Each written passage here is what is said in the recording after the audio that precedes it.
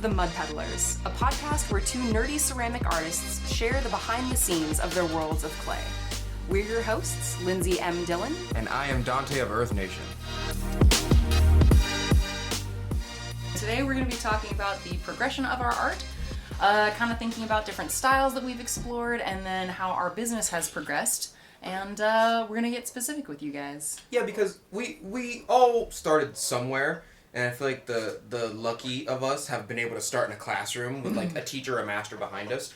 But like, what was what was the first form that you did, Lindsey? Like, you know what I mean? God. I made some really terrible bowls. We all made terrible bowls.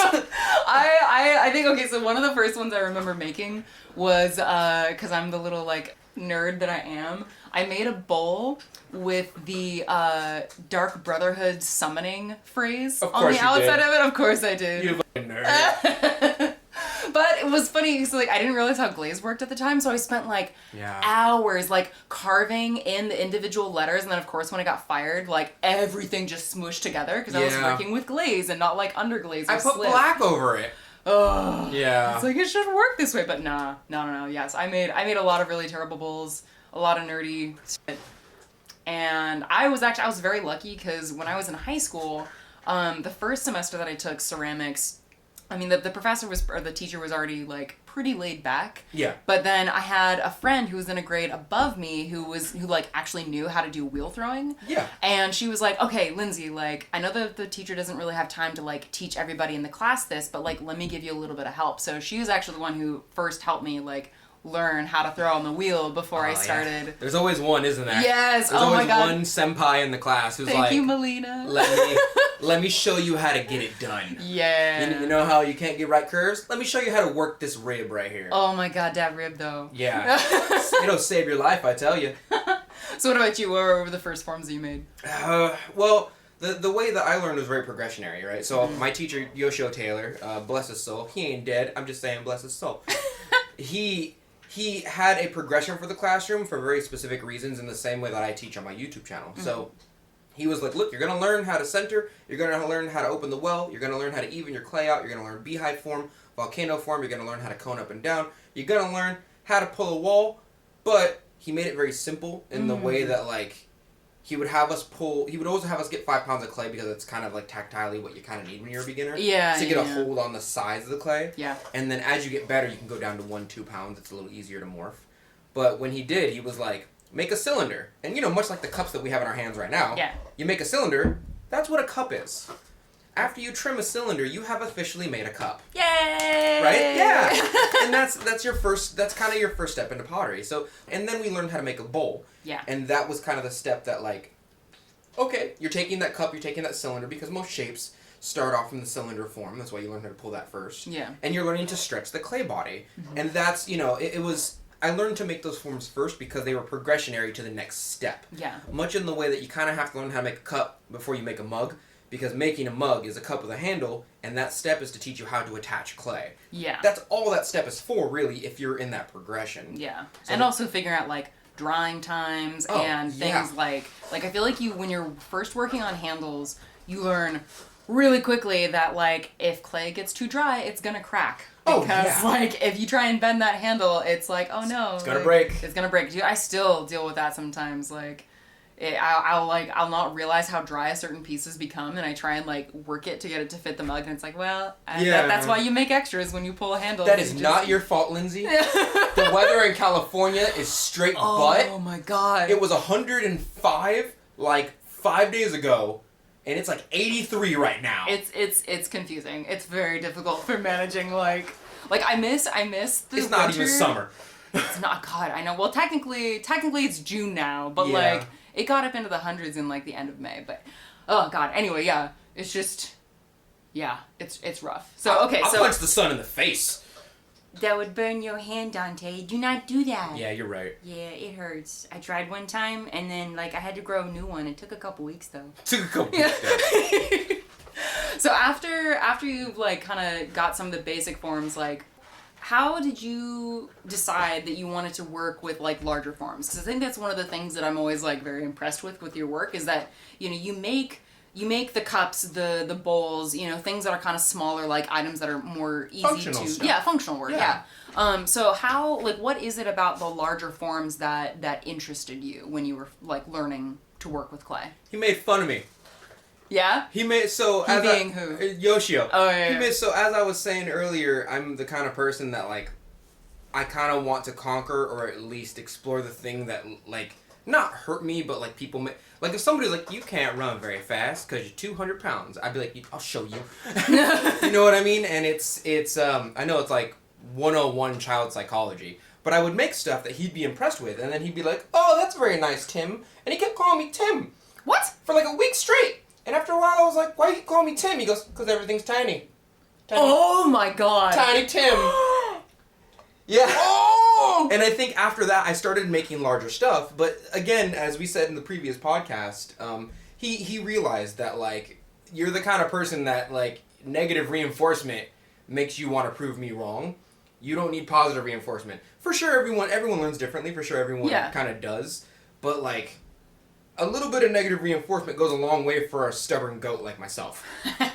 You know? So I think he realized that, and that's how I got into bigger stuff. But he did that in order for me to make it a little easier for me to get into art shows and really learn the art side. Because otherwise, I think he knew that I was just going to stay in the functional realm forever. You know? Much like the way that you do your sculptures. How did you get started with sculpture? But like, did you start with the wheel and then moved on to sculpture once you were like, F this circular thing? No, I kind of the very beginnings I was kind of doing both at the same time, because the high school class that I was in, we had some projects that were hand built, and then we had the opportunity to work on the wheel if we wanted to.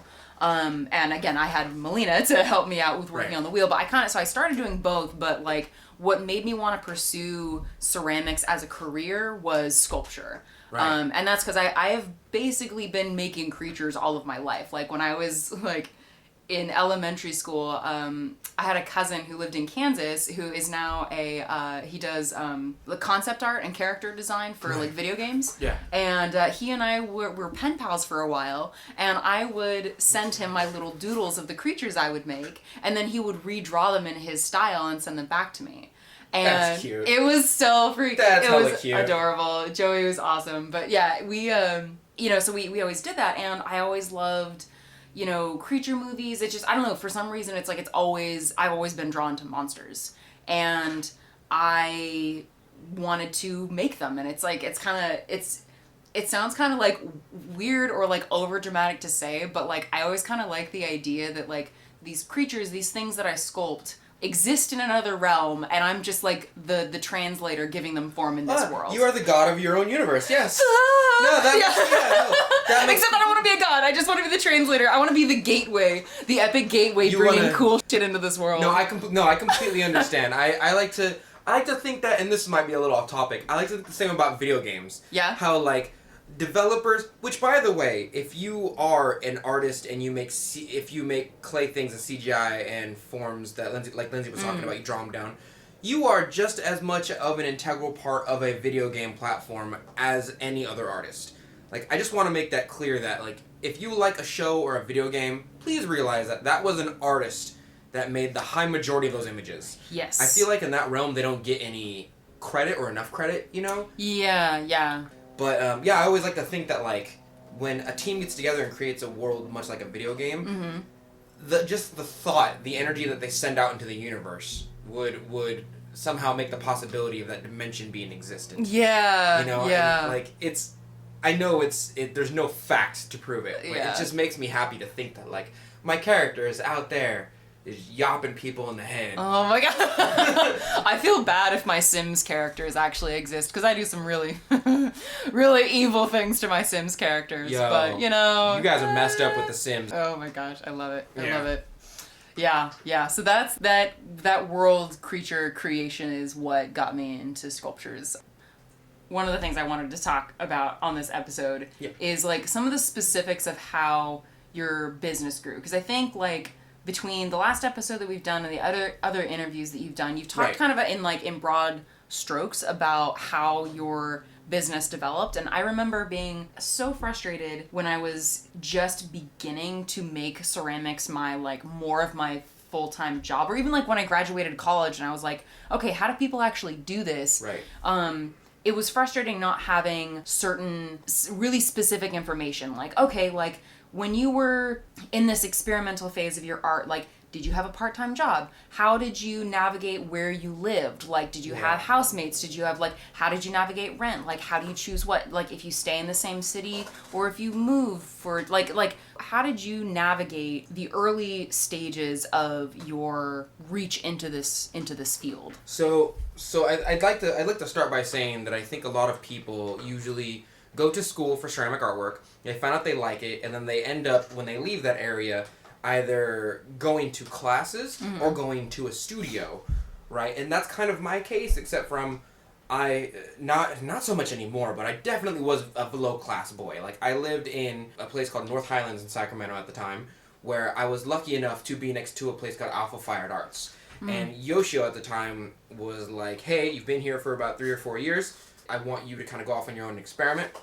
I kind of want you to grow on your own. You need to get into the art world, and there's no better way to do that than to go here. So his friend, Brian, who's the one who owns Alpha Fired Arts in Sacramento, he was like, yeah, $100 a month, come here, buy your own clay, buy your own materials, have fun. We leave you alone. You do what you want to do, and that's where I learned to start making my own glazes. That's it literally was a playground of grow yourself. Yeah. You know, and I got to experiment. I learned how to make my Ron Roy's high gloss black there. A lot of people online didn't seem so much to help me. There's this weird, off topic, there's this weird thing with people who are like, I won't share my glaze recipes. F you. And I get that to a certain extent because it's partly your life's work. But at the same time, there has to be some information out there for people in your own community to grow. Or else you don't have a community after a while. Yeah. But that's kind of where I ended up, is I went there for about maybe 3 or 4 years. Yeah, I was at school for about 2 or 3 years. School being Sac City, or where did you go to school? Consumnes River College, where Yoshio teaches. Oh, right, okay. And is and has been my only, he just retired, so he's no longer my teacher. But he was my teacher for a very long time. My mentor in definitely a way. And then I went to Alpha and stayed there for like 3 or 4 years again. Yeah. So by this time, I had been doing ceramic artwork on a good level for about 3 or 4 years. Okay. I was learning for about 3 years. By the time I got the basics down, I was able to play. That's where I started to really play with the forms. Okay. And then, right after school is when the Trump thing started, that we named in the previous podcast. Right. Where I was like, I'm just going to show people how to do stuff if my government's not going to do it for me. Yeah. So I'm curious, was the studio fee challenging for you financially at that time, the $100 a month? Yes, because I worked at the time at Dollar Tree as a store stalker, and I made very little money, but out of my own paycheck, along with supporting the apartment that was near there, I was living with my grandmother at the time. Okay. And she was thankful for it because I kind of took care of her in a way, but I don't want to make it sound like I was waiting on her hand and foot, and she's super old. She's fairly functional, but anything she needed, I definitely helped her take care of it. And I also didn't want her to be alone in North Highlands because it's dangerous over there. It still is, to be honest with you. But you know, she supplemented the high majority of the rent, and I took $100 from my own paychecks, which my paychecks were maybe like $300-400 max at the time. God. Waking up at 1 a.m., going to stock the store, and I would give it to Alpha. So although I was working almost full time, I still took my own money from my own paychecks, and that's how I paid for that. Okay. So I did both at the same time. Okay. Yeah. How many hours a week were you working at Dollar Tree, and how many hours, like, during that, you said, what, 2 to 3 year period where you were at Alpha, how many hours would you say a week did you spend at Alpha? Oh, it was escapism for me. As it is for many people probably listening to this. So, like, I lived in... I keep making it sound horrible, and it is kind of, like, a scale of 1 to 10, it's like a 6 or a 7. Like, crime every night. But the area that I lived in was awful. But Alpha was, like, this little safe community of these, like, older women who were very sweet and mother-like to me. You know what I mean? And they were cool, but it was, like, 2 or 3 blocks away from my apartment. It was very close. I didn't realize it was that close. It was super, like, Alpha was, like, a 3-minute drive away from me. Wow. It was super easy to get there. I got very lucky with the placements. You know, if there is a clay god that exists, he was like, I need to make sure he's close to a studio at all times. Just on luck basis alone. But, yeah, no, I stayed there they opened the studio at, like, 9 or 10 a.m., and I usually got there around 10:30 or 11 in time for lunch with who I call the ladies. And then you would leave around 6, Okay. So I stayed there usually 6 or 7 hours a day, I would say. And then you worked at night, is that right? And then I worked at night, like 1 a.m. to like 7 a.m. Jesus. So Yeah. when did you sleep? I still don't to this day. I'm like, I'm like half convinced, guys, just being real honest, this whole podcast is me just eventually getting Donte to admit that he's a vampire who doesn't need to sleep. Vampires suck! Oh, God. Werewolf life! So you would work at Alpha from like around 10:30 to like 6 or 7. I needed to get home, shower, and not be smelly. Yeah. But like, yeah, I pretty much, that's kind of where I learned to not sleep a little bit. And it definitely had a negative effect on my body. But like, I remember making the joke to you, like, I just made a deal with the devil. Just went up to him and was like, I'll give you a day. And he'd be like, cool, I'm taking like a week off your lifespan. And I'm like, cool, sounds good to me. Oh my God. I'm not trying to stay in this planet for way too long either. This is a win-win in my scenario. See, my goal is to just ascend to godhood so that I can just not have to sleep ever and just, I'd be a very one-sided god if I was. Okay, so after you left Alpha... And this is when I started the YouTube channel. Right, But I was not serious. I was just like, once a month, I'd be like, let me mess around on camera. It had no form, no progression whatsoever. Okay, so at some point you started working for where you work for now. Yeah. And so if the progression went, it went from Dollar Tree where I was at Alpha, then it went to there was one before Chipotle, and then I worked at a gas station for a long time. I was like the supervisor of a gas station, which was perfect because my ability to not be able to sleep for like a couple days was like, yeah, you work the midnight shift, the graveyard shift, yeah, and then you get up, you go to Alpha, and then I worked at Chipotle for a long time, for like 4 years. And those were mainly, I still kind of went to Alpha in those days. And then I am where I am now, which I won't say. Because you so popular? No, not popular, because some of y'all be crazy. Some of y'all be crazy. So all this time as you were working at Alpha, were you still working basically full-time at these other jobs? Absolutely. Okay. I do not have an editor. Throughout the time I built my website, loaded my kiln, made my glazes, did the YouTube channel, I always had a full-time job throughout all of it. That's amazing. I just don't need to sleep as much as, I don't know. I'm sure I'm going to pay for it later, but like, later and right now. Oh my God. So now you are working where you work now. Right. You have your website where you're starting to upload work that you can sell more often. You have your Patreon, you have your YouTube. Right. How would you break down, like, percentage-wise, how do you spend your time in your business? How many hours a week do you spend actually making, like, with your hands in clay, making work? How many hours do you spend filming and editing for YouTube? And how many hours, or just percentage-wise, I guess, do you spend doing other, like, administrative things, like, figuring out taxes, figuring out, I don't know, organization, business progression? Yeah, it's difficult to say because it's kind of all the time. Like, anytime I'm sitting down, other than now, and, like, when I'm eating, I'm answering questions on Instagram, on my Facebook. I'm thinking about posting. I'm creating content on some level. Yeah. When I'm sitting down and watching TV, if it's, like, when you play the Family Guy in the background, you're, like, kind of doing homework, that's how I edit my videos, right? Okay. So while I'm watching reruns of Family Guy on YouTube for hours at a time, a good episode, like a good fast episode that I didn't mess up on when I was talking to the camera, takes like 6 hours to edit. Okay. And I do not have an editor, so many of the late nights will be that. But with my hands in clay is not that difficult anymore, because when I was younger, making a bowl took like 30 minutes. Oh yeah. You know what I mean? I remember those times. And now it's like 4? Yeah. But you do have to, it's backed up by all the skill and time and progression. What's that thing that you say? You told me the other day. When someone's like, why is this bowl $20? Oh, yeah. I'll say it's like, well, like, start to finish, it takes, 30 minutes plus 11 years of experience. Right. And that's kind of the thing. And I just don't want people to listen to this and be like, oh, it only takes you 4 minutes to make a bowl? Why do I pay? Yeah. No, well, it's true. Because, like, well, even thinking about it, like, breaking it down, sure, 4 minutes to just shape the bowl on the wheel. Then you have to trim it. Then you have to bisque fire it. Then you have to glaze it. Then you have to glaze fire it. Then you have to sand the bottoms. Then you have to package it. And you have to figure out, okay, like, how am I gonna like price this thing? Am I gonna sell it online, or am I bringing it to convention? Should I be bringing it to a convention, or is it more worth my time business wise to be selling just online? Like, there are all these business things that happen behind the scenes that go beyond just the 4 minutes it takes to like shape the thing on the wheel. Yeah, it's definitely not as simple as I make thing, you give me pieces of paper with old slave owners on it, and then I have them in my account, and then I give those numbers to other people, and they give me food. That is basically how that's basically it, yeah. There's just more steps involved. Yeah. there's just more steps involved, okay? Yeah. Trust me, it be hard, yo.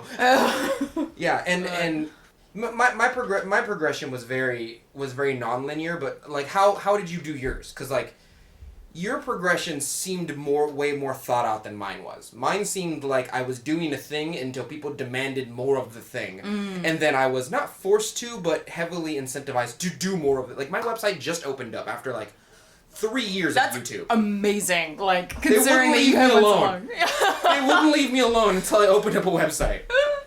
You're so popular. No, but yours was very deliberate. Like, you quit your job at a certain point, and you were like, I am a potter now. Yeah, and that actually is pretty recent for me. So, like, I started ceramics in high school. I went to UC Santa Cruz from 2009 to 2013. And I got my degree in art, but I didn't really focus on ceramics specifically while I was there because they don't really have like a ceramics department. Yeah. So I experimented with different media, and so they basically when I graduated, I was like, okay, how do I actually like make a living now? And I honestly did not have a very good grasp of what I needed to do. I just knew that I needed some kind of job. So, gosh, I'm trying to remember. I think the first job that I had after graduating was I worked at Chef's Olive Mix, which is an olive oil and balsamic tasting room. I remember that. Yes.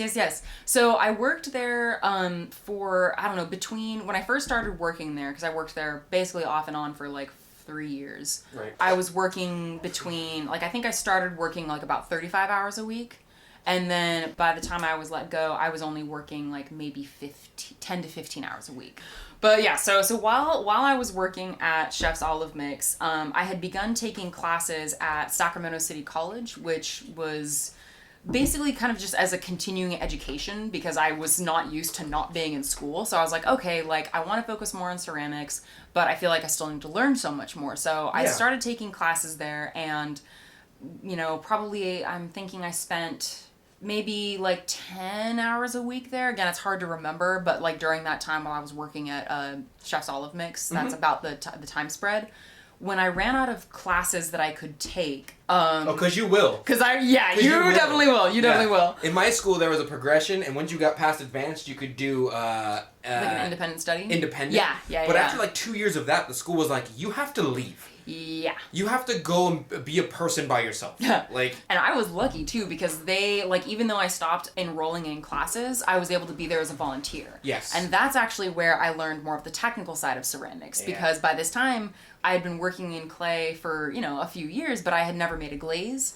I'd loaded, that's actually one thing I forgot. The summer before I went to college, I rented studio space at Panama Pottery for the summer. I remember that phase. Yeah. And Marcia Schindler, who's a local artist here, helped me like learn the very, very basics of like how to load a kiln. So I had loaded and run a kiln before, but I did not have extensive knowledge on it. So I learned the technical side of the ceramics by volunteering at Sac City. Eventually, I ended up actually spending almost a year not working because my sister passed away, and I was lucky enough to have amazing family support. Yeah. So that for about 8 months, I only, like, I didn't have to worry about working, and my family, like, helped me pay my bills, because, again, at that time, when I graduated from college, I lived with a housemate in a duplex for like a year and a half, and then I moved in with my partner, and we've been living together for 5 years or something like that. But we were, again, lucky because our rent is super, super low. Like, it's way below market rate, and that has made a huge difference in what I've been able to do. It's so hard to find that in California. It really is. It really is. Yeah.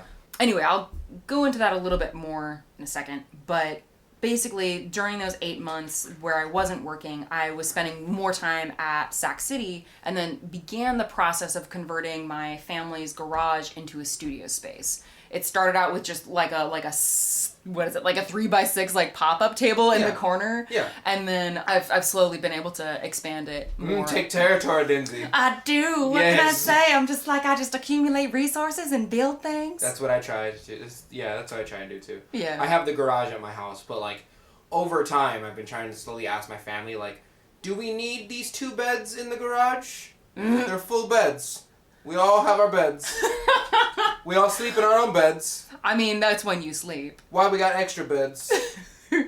It's for the young apprentice potters. Okay. So anyway, so when I got my wheel, that made a huge difference for like how much I was able to produce. And then same thing when I got my kiln as well. So I got my wheel first, and then I was still volunteering at Sac City, but more so making my work at home and then bringing it to Sac City to be fired. Right. Shout out to the teachers who do that, by the way. Oh, hell yeah. You real MVPs. Yeah. Yeah. Yeah. I mean, at one time, I think it's at a certain level not fair to other students to like take a class and be an expert potter and like produce through the school. Oh yeah. But at another time, if you're renting out or trying to like slide in other students' works that you really support as an artist, then like shout out to you. Yeah. Real talk. And I think most of them understand that there's a difference between like mass producing work and like helping out a student who's in that transition of going from student to more professional. Absolutely. So I would hope they would get the nuance of that. Yes, I would hope so too. Because they're artists. Yeah, exactly.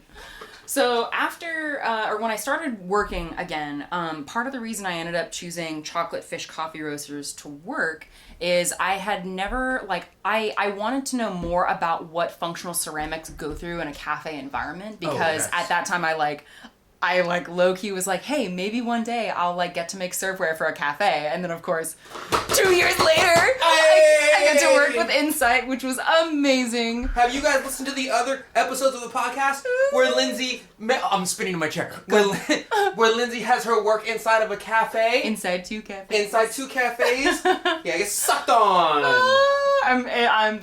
It's been amazing. So I'm dizzy. No, Donte, do not throw up. I have to clean it up. I'm good. I'm a monster. I'll probably just swallow it. Oh no, that's disgusting. I know. So I started working at Chocolate Fish, and again, still like during this whole time, I was basically working part-time. Like I think the most hours I worked at Chocolate Fish was like 30 hours a week at the very beginning. And then basically over the last, 2.5 years, when I was working there, I was slowly reducing my hours. So I started working like 5 days a week, then I went down to 4 days a week, then 3, then 2. And by the time I ended up quitting in January, I was only working 1 day a week. And for me, that very slow progression was important because I was so afraid of making this unprepared leap into a void and not setting myself up for success. Right. Because I didn't want to like make this leap, go, oh crap, like I haven't prepared and now I fail and now I have to go back to working at the cafe. It's like I didn't want to have to do that. Right. So some things were very planned. Like I had a structure of like, okay, if I can prove to myself that I can stay on a studio schedule and like treat my work days like work days. Yeah. You know, then I'll reward myself by asking for more days off from work at Chocolate Fish. I see. Yeah. But other things were not planned. Like the thing with working with Insight, like that was more, I almost want to say like a pipe dream because I didn't actually expect that it would end up happening. Of course. But it's like, so there have been lots of things that have been unanticipated. Yeah.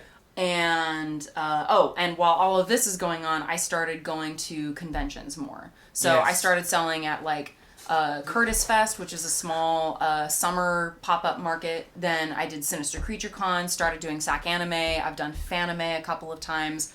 So it's hard. Fanime is great, by the way. I love Fanime. I'm so sad that it couldn't happen this year, but of course, because of COVID, it would have been irresponsible to still host a convention. I still want to go to Fanime, but not as a seller, if that makes sense. Like, I would just like to go. Yeah. But now I feel like I'm too old. No, man, there's hella people that are around our age. Because like last time I went, it was it was just younger. It was a younger group, and I had this weird feeling of like, am I an old weeaboo now?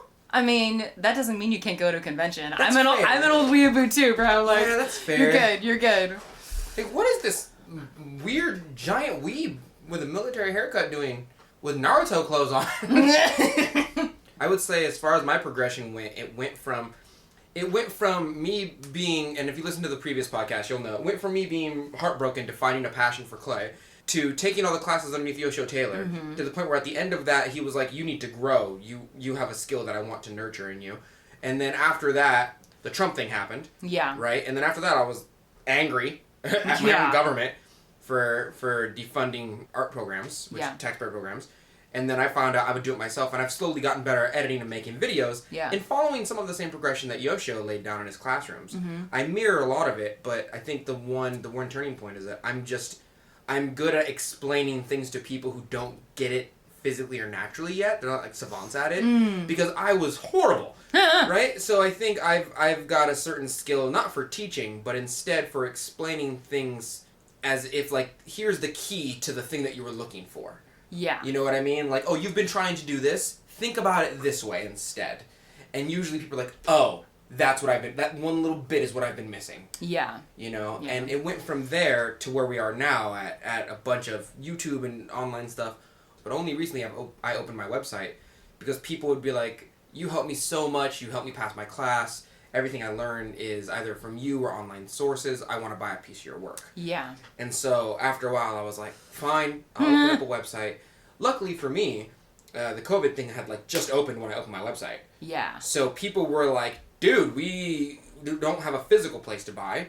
Give us a fictitious one. Fictitious as if it's not real. But, you know. A virtual. A virtual. Yeah. And so I went through those steps, and, you know, the steps are definitely arduous, but now that it's kind of set up, I restock my store once a month, and I keep doing I call myself a pseudo teacher, the pseudo lessons, and that's it. Yeah. You know, it's fairly, I don't want to say easy, because I built a system in which it makes it easy for me. Yeah. But nearly all my time on a daily basis is spent towards my craft and helping other people where other people would not help me. The one thing that I really wanted for myself is that when I wanted to come up in the art world, a lot of people would basically be like, buzz off, kid. And I try and make it a point to answer Instagram, Facebook, emails, you know, online, anything to help people with their stuff and make videos on those things. As you've added these various things to the core part of your business, like, how do you decide how or in what way to progress? Like, is it kind of, because what I'm hearing is that it sounds like so much of it is just based on feedback. Like you got the website because enough people were like, hey, we want to support you and own one of your pieces because you've had such this impact. Right. Because I feel like one of the things that I struggle with in my own business is finding a way to balance maintaining the things that I'm already doing and maintaining them well. Right. But recognizing that to get to the place where I want to be financially, where I can continue to make this my primary source of income, I need to expand in certain ways. Of course. So how do you navigate maintaining the things that you're already doing well and then introducing new parts into your business? At least in my mind, it's separate, where like I have core curriculum videos and then I have fun videos. And then I have I'm sponsored by Amico. Yeah. So I do glaze reviews on my channel of Amico glazes. Mm-hmm. That for me is partly educational, partly fun. Yeah. Right? And partly business. Yeah. But then I also I'm not sponsored by Laguna, but a video is going to come out fairly soon on crystalline glazes. Oh yeah. From Laguna. Mm-hmm. That I bought a jar of theirs because I want to slowly make my own crystal glazes. I want experience with it. Yeah. So I'm hitting two birds with one stone in that way. But that also is not educational whatsoever. That's basically a glaze review with extra steps. Okay. The educational stuff for me comes in where I've just made a video on how to make a bottle form and how to morph them. But it's still a progression. So what I usually do is I think to myself, okay, have they learned how to make a cylinder? Yes. Have they learned how to choke a cylinder? Yes. What is a bottle? A bottle is pretty much a cylinder that you choked in. Yeah. And that's my progression. Okay. So at least in my mind, I'm going, are they ready for bottles? Do they know how to do the steps that lead up to a bottle? Yes. Okay, cool. We can do a video on bottles. Okay. And that's how I decide that progression. Okay. So for things because at some point you stopped doing conventions. Yeah. So how did you make that decision? It was too expensive. Bringing my stuff into a car, renting a truck because I don't have a truck or an SUV, bringing it all the way on a 2 or 3 hour drive to San Jose, and then setting up my stuff, paying an assistant to help me out with bathroom breaks, feeding them, paying for the hotel, and then paying the setup fee for a table. Like, it just became more time, and taking time off work. It became more time consuming. It became more energy. It became more effort than it was to simply have people pay me and then me send it off in the USPS. And at that time, before you opened up your website, how were people purchasing your work? They weren't. I did not sell my work for a very long time. Oh, wait, but when you said that If it was easier to ship the work and then send it. Yes. The stages in between selling my work at a table and me opening up USPS program in a store was like a year or and a half. Okay. In between. So in between the years of my last Fanime table and right now when I have the website open, it's been almost 2 years, a year and a half in between those two. Okay. And I only sold stuff to very few people who would email me and be like, hey, I really want to buy your work, I'll pay you for it. Okay. Very rarely. So it was essentially, it was commissions, but very, very like limited commissions. So very limited. Okay, so that point in time, your income was primarily coming from your ad revenue on YouTube and then through Patreon. Yes, absolutely. Okay. If it wasn't through those two, and YouTube is stingy, they don't give you nothing. Yeah. Like patrons are really the ones who keep this content going. Okay. If but that's pretty much where I am now, and then you have your Etsy. You also have your own website. Yeah. So I've had my own website for a few years. It's gone through a couple like revisions because I think I opened up my original website in like 2014 or something, but I remade it. But it's interesting because for me, like Etsy really only became more of an income earner for me in this last like maybe 6 to 8 months. Right. Because for a long time, like most of my income was actually through doing events, like going to conventions. Because they're such a hassle though. They are in some ways, but for me, part of the reason why they're still worth my time and energy and expense is it's a few different reasons. First of all, it's because my following right now is still relatively small. Like I think at this point I have like 2,300 followers on Instagram, and I don't have a YouTube, I don't have a Patreon, I don't have those other streams of income. Right. For me, going out to a convention is not only a way to connect in person with the people that I've met online, but it's a way for me to meet other people who might be interested in my work. Of course. So the way that I set it up to try and cut down on some expenses is like SAC Anime for me is not particularly expensive for me to go to because it's here in Sacramento. Right. Again, I'm lucky enough to have a supportive family that, because I don't own a car. Right. That's another thing that helps keep my expenses low. But I'm, again, lucky enough to have a family that will help me bring things to and from like the convention center or wherever the event is being hosted. So I'm able to keep expenses low because I don't hire an assistant. Like I'll have Cody, my boyfriend, because usually he's going to these events anyway. Yeah. So he'll like come by the table. He'd be like, "Babe, like, do you need any food? Are you out of water?" But for the most part, like I'm behind the booth by myself, which I actually really like. Yeah, because no one thinks the other person's the artist. Yeah. It's like happens to me all the time. Oh man, with you and me and the queen. Princess, or because she looks like she's an artist. Absolutely. Yeah. But I'm like a 200-pound, either have an afro or a military haircut male with like I'm very stout. So like when you look at like the girl crocheting at the table versus me, you're like, I wonder which one is the artist. You know what I mean? Like, most people think it's her. Yeah, that's interesting. They already have a preconceived notion in their mind of like, what does an artist look like? Well, clearly it's not Boulder Boy over there. Yeah.